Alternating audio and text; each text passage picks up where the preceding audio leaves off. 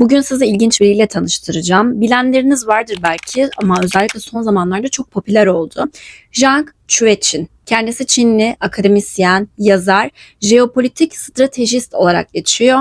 Şu anda Çin'de çok önemli bir lisede öğretmenlik yapıyor. Yale Üniversitesi mezunu, oldukça donanımlı biri. Peki neden bu adam son zamanlarda bu kadar popüler oldu? Kafası çok farklı çalışan biri. Oyun teorisi üzerine videolar yapıyor. Oyun teorisi nedir? Aslında bu kavram ortaya 1944 yılında Macar asıllı Amerikalı matematikçi tarafından ortaya atılıyor. Fakat onun penceresinden oyun teorisi daha mikro ölçeklerde kalıyor. Daha küçük olaylar için kullanılırken Chueqin ise daha makro, dünyayı, medeniyetleri, toplumları ilgilendirecek şekilde oyun teorisini bizlere anlatıyor.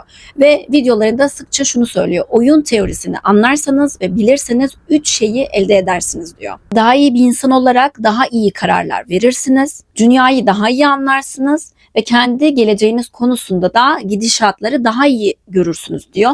Aslında kendisi de öngörülebilir tarih uzmanı diye geçiyor. Fikirlerini anlatmak için tek video yeterli değil. Birkaç videoda anlatmaya çalışacağım. İlk olarak bir örnekle başlayacağız. 5 kadın, 5 erkek evlilik çağında 10 adet insan olduğunu düşünelim ve bunları kadın erkek olarak grupladık ve kendi aralarında çekicilik kriterleri belirliyoruz. 5 puan en iyi kategorideki, 1 puan en düşük kategorideki insan olacak, hem kadında hem erkekte.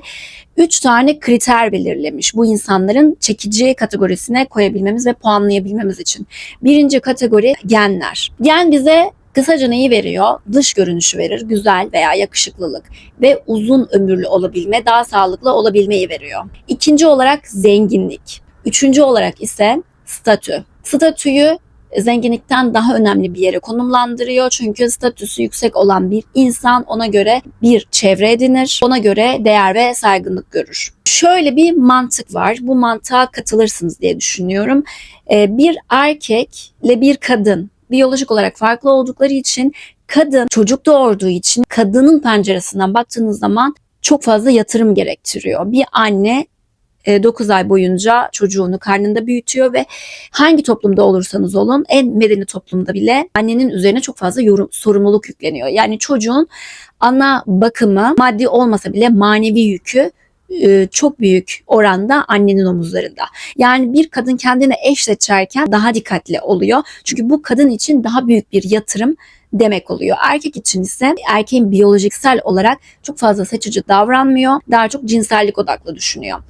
Kategorilerimizi sıralamıştık ve şöyle bir şey var. 5 numaralı, yani en iyi olan erkek karşıdaki sıralamaya çok fazla odaklanmadan az önce söylediğim mantığa göre 5, 4, 3, 2, 1 kadınlarından herhangi biri, yani hepsiyle aslında birliktelik kurmak istiyor.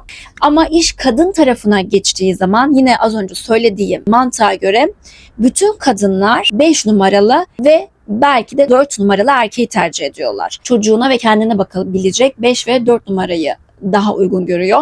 Bu şekilde de 3, 2, 1 numaralı erkekler aslında daha boşa düşmüş oluyor. Daha sonra bütün kadınlar 5 ve 4'ü seçtiği için bu toplum olarak bir intihar olarak görüyor. Çünkü toplumlar için en önemli şey doğurganlık oranı. Ve bugün de biliyorsunuz doğurganlık oranı bütün toplumlarda çok fazla düşüşe geçti. Özellikle Güney Kore şu an için alarm veriyor. Doğurganlık oranı 0,6 olarak görünüyor. Amerika'da da bu durum düşmüş durumda. Çin'de de bu durum düşmüş durumda. Çin'de de 1 oranından gerilemiş durumda. Yani her aile 1 çocuk yapıyor. Türkiye'de de doğurganlık oranı azaldı ve doğurganlık oranının azalması toplumları çöküşe götüren bir kriter olarak belirliyor. Durumun bu şekilde olduğu toplumlarda 3, 2, 1 numaralı erkekler incel erkek olarak sınıflandırılıyor ve istemsiz bekar erkek olarak görülüyor ve bu erkekler kendi içlerine kapanıyor, depresif oluyor, daha çok video oyunları gibi aslında çok fazla verim getirmeyen şeylere yöneliyorlar ve toplumdan kendilerini biraz uzaklaştırıyorlar. 5 numaralı erkek bütün kadınlara, bütün sıralamadaki kadınları seçtiği için bir süre sonra bu erkek pislik erkek olarak tabiri caizse nitelendiriliyor. Çünkü herkese mavi boncuk dağıtan erkek oluyor. Sonuç olarak sadık olmayan erkek olarak görülüyor. Bu şekilde olunca kadınlar kendi aralarında farklı bir sınıflamaya gidiyorlar. Yani 5. erkek aradan çıkartılıyor. 5 numaralı kadın 4 numaralıyı, 4 numaralı kadın 3 numaralıyı, 3 numaralı 2 numaralıyı, 2 numaralı 1 numaralı erkeği tercih ediyor. Tüm bu durumlarda, özellikle ilk durumlarda her bireyin sadece kendi çıkarını düşündüğü durumlar aslında genel olarak ve toplumsal olarak çok da verim getirmeyen durumlar oluyor. O yüzden bir dengenin oluşması gerekiyor toplumda. En ideal olarak şunu görüyor. 5 numaralı 5 numaralıyla 4 4 4 4 ile 3 3 ile 2 2 ile 1 1 ile eşleşmeli olarak görüyor. Birazdan bahsedeceğim toplumların dengelerinin bozulması kaynaklı olarak bu durum günümüzde pek fazla uygulanılabilir bir durum değil diyor. Akıllara şöyle bir durum geliyor. Bu sistem bozuldu ve çok sürdürülebilir değil. Yani doğurganlık oranının bu şekilde eşleşmelerden dolayı, çünkü kadın ve erkek ve onların üremesi aslında bütün dünyanın ayakta kalabilmesi, toplumların ayakta kalabilmesi için ilk kural. Şurada da şu soru ortaya çıkıyor. Dünyada ilk insandan şu ana kadar bu şekilde işleseydi seçilimler, biz bu zamana kadar gelemezdik. Bir şekilde insanlığın sonunun gelmesi gerekiyordu. O yüzden aslında durumlar eski zamanlarda bu şekilde işlemiyordu. Peki ne oldu da sistem bu şekilde karmaşıklaştı ve insanların birbirini seçmesi ve bu flört oyunları neden dengesizleşti? Bunda da süper yapı denilen bir şey devreye giriyor. Süper yapı denilen yapı toplumların nasıl yaşaması ve toplumlardaki kadın erkek ilişkilerinin nasıl şekillenmesi gerektiğini kendi çıkarına göre yönetiyor ve bu şekilde olmasını istiyorlar. Birazcık da toplum yapılarına geçelim ve 3 farklı toplum yapısından bahsediyor. Birinci toplum yapısı hijyenin olmadığı, yoksul olunan, fakirliğin olduğu bir yapı. Teknolojiden zaten bir haberler. Bu gibi toplumlarda rekabet yok. Yani bir köy gibi, küçük bir kasaba gibi düşünün bu yapıyı. Doğurganlık oranı fazla ama kadın hamile kaldığı zaman annenin ve çocuğun doğumu sırasında kurtulma oranının çok az olduğu toplumlar. Çünkü dediğim gibi eğitim yok ve hijyen yok. Bu birinci toplumumuz olsun. Bu birinci toplumda kadın çocuğunu hayata tutabilmek için, burada mantık ve ahlak aramayın, bu şekilde konumlandırmış. Çocuğun kimden olduğu çok belli olmayan toplumlar olarak sınıflamış burada. Yani çocuk kimden olduğu belli olmazsa erkek de çocuğa bakma oranını yüksek olarak söylemiş. Burada dediğim gibi çok mantıklı bir yapı olarak algılamayın. İkinci yapı daha orta sınıf bir yapı. Tabii ki ilk yapıya göre daha fazla refah seviyesi var ama yine de tam olarak değil, orta olarak görün. Yine 5 ve 5'ten 1'e kadar, yine 5'ten 1'e kadar kadın ve erkek toplulukları ayrışmış durumda. Burada bu eşleşmeyi şu şekilde tarif etmiş: görücü usulü. Yani burada bir rastgele bir yapılanma var. Hani 5'teki erkek 2'den de birini seçebiliyor, 1'den de birini seçebiliyor. Diğer kadın da aynı şekilde daha rastgele ailelerin belirlediği evliliklerin oluştuğu toplumlar olarak görüyor ve rekabet var bu toplumda da. Üçüncü toplumda aslında günümüzdeki toplumlara bir örnek olarak, üçüncü toplumda teknoloji üst düzeyde, yoğun bir şekilde var.